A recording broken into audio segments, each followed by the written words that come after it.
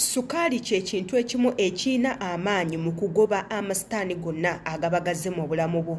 Nga bw'olaba abantu abanaaba omunnyo kati nno waliyo n'ennaaba nga onaaba sukaali okuba nga weggyako ebyo ebizibu byonna ebiba biyingira mu bulamu bwo.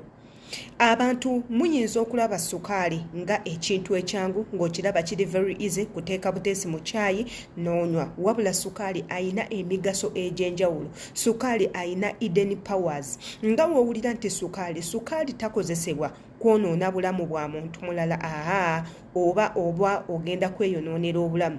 Sukaali bamukozesa kubanga omwekozesezaako gwe wekka kuleeta bintu bibeere enlightened mu bulamu bwo, kuwoomesa bulamu bwo nga gwe budde mu layini gy'ogyagala bw'obwagalamu otandike okuba nga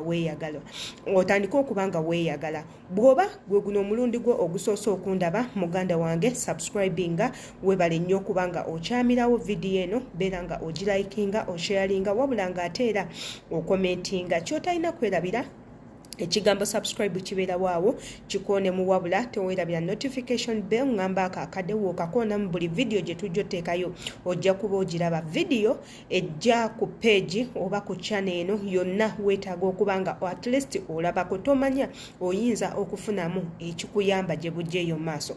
Olunaku olwaleero tugenda kuba nga tusoma ku sukaali, amaanyi ag'enjawulo agali mu sukaali, the inner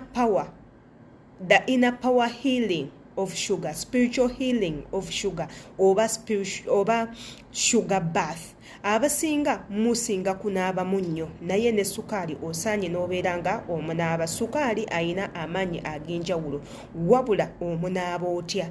Nga bwe nsoose obbagamba nti sukaali ono tomukozesa kubeera nga oyonoona bulamu bwa muntu mulala, obubwo bwe bujjo gw'otaana.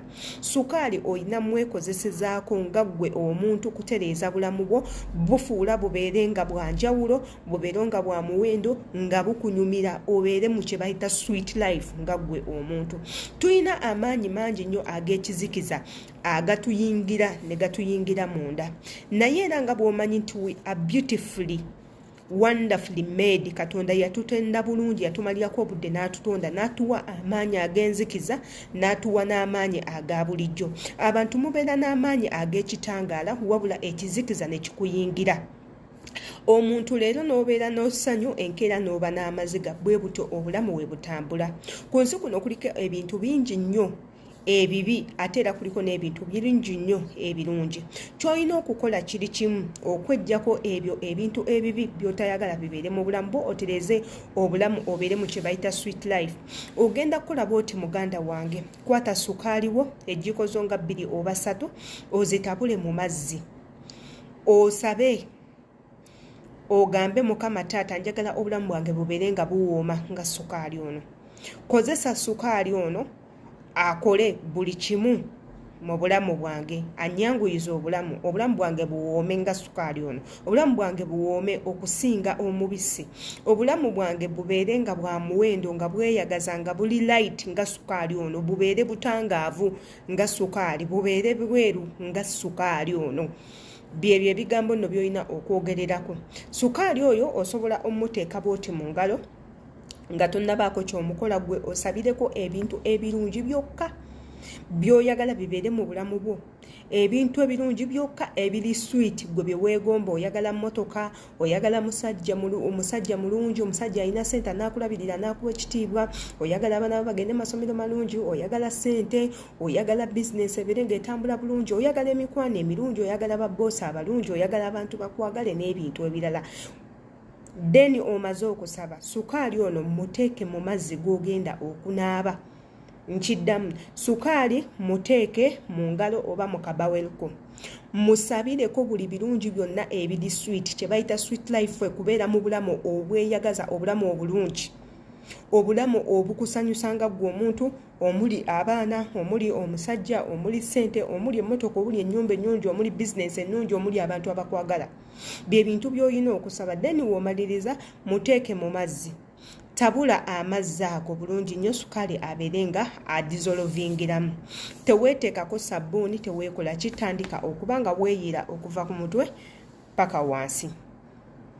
Nkikuddiramu, sukaali bw'oba omaze omusabira muteeke mu mazzi mutabulemu bulungi nnyo annyikire then onaabe okuva waggulu paka wansi. Buli kyonna ky'osabye kigenda kuba nga kyekola bwekoze. Osobola okumunaaba mirundi 3 olunaku bw'oba oyagadde. Osobola omunaaba olunaku lumu mu lunaku. Osobola omunaaba buli wiiki n'onaabamu ennaku olunaku lumu.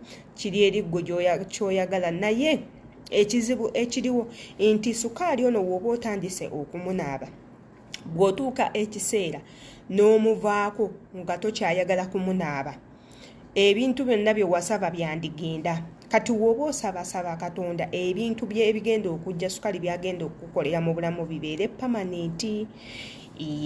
Vidiyo eno weba y'amakulu nkusaba ogiwe like obeere nga okomentinga wansi awo ate era towerabira kusubscribinga wabula ate n'akadde tokeerabira. Mbaagala nnyo.